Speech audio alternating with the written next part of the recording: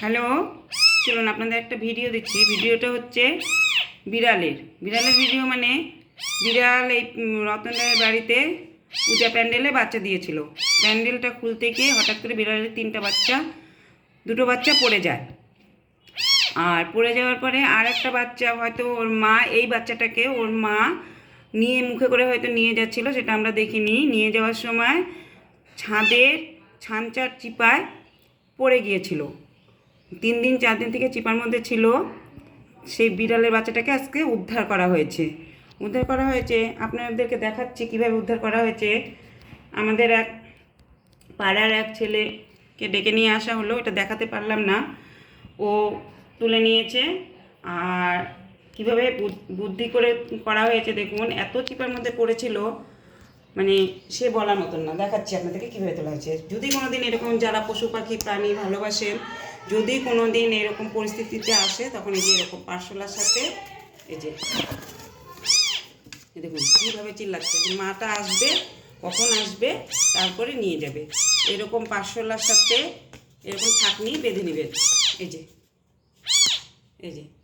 বের করাটা দেখাতে পারলাম না। এত চিপা, এত সরু, মানে সরু বলতে সরু, হাতও যায় না, মানে বিড়ালও ওর মাও ঢুকতে পারে নাই। তাই আমরা বুদ্ধি করে এই ছাঁকনির সাথে দড়ি বেঁধে ছাঁকনি দিয়ে আস্তে আস্তে টেনে, মানে চিপা বলতে এমন চিপা টর্চের আলো পৌঁছায় না, এইরকম চিপা, মানে টর্চের আলো দেখানো যায় না। মানে একজন দাঁড়ালে পরে আর একজন দাঁড়াতে পারে না। সিঁড়িতে দাঁড়িয়ে ওই কোনা চিপা থেকে এই বিড়ালের বাচ্চাটাকে উদ্ধার করা হয়েছে। এই যে উদ্ধার করেছে সে তো খুব পুণ্যি নিয়ে নিল, তার খুব পুণ্যি, কারণ খুব কষ্ট পাচ্ছিল সারা রাত। আমিও ঘুমাতে পারিনি, একদম পাশে আমার ভাগ্নিও ঘুমাতে পারেনি। তার মধ্যে বৃষ্টি ছিল। আর বিড়াল মরে গেলে তো খুব কষ্টের ব্যাপার না, এটা বলতে পারে না, অবলা প্রাণী। আবার অনেকে রাস্তাঘাটে মেরেও ফেলে, এগুলো ঠিক না। এই যে ছাঁকনিটা এইভাবে আপনারা বেঁধে নেবেন। এই যে উপস্থিত বুদ্ধি যেটাকে বলে, এরকম বেঁধে নিয়ে আস্তে ধীরে, একদম নরম চামড়া বিড়ালটার, চোখও ফুটে নাই, মুখও ফুটে নাই। আজকে তাও চিল্লাচ্ছে মুখটা ফুটছে, এই যে চোখ ফুটে নেই, মাকে খুঁজতেছে, কতদিন থেকে দুধ খায়নি।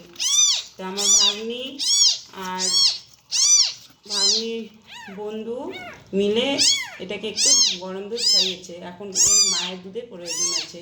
এই যে দেখুন কীভাবে চিল্লাচ্ছে, দেখুন কখন মা আসবে নিবে দুধে। প্রায় 3-4 দিন থেকে পড়েছিল। এখন আপনারা বলবেন আমরা উদ্ধার করে ভালো করেছি না কি করেছি।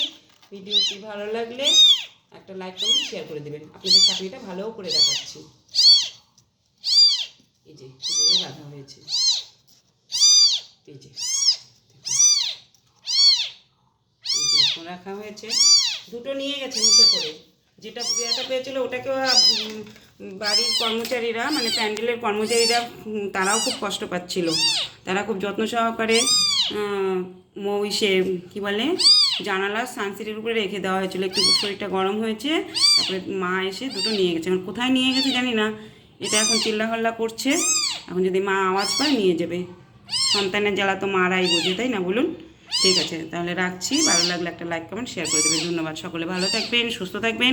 এরকম পরিস্থিতি থাকলে আপনারা পশু প্রাণী ভালোবাসেন বা না বাসেন, তাকে মারার চেষ্টা করবেন না, বাঁচানোর চেষ্টা করবেন। ধন্যবাদ।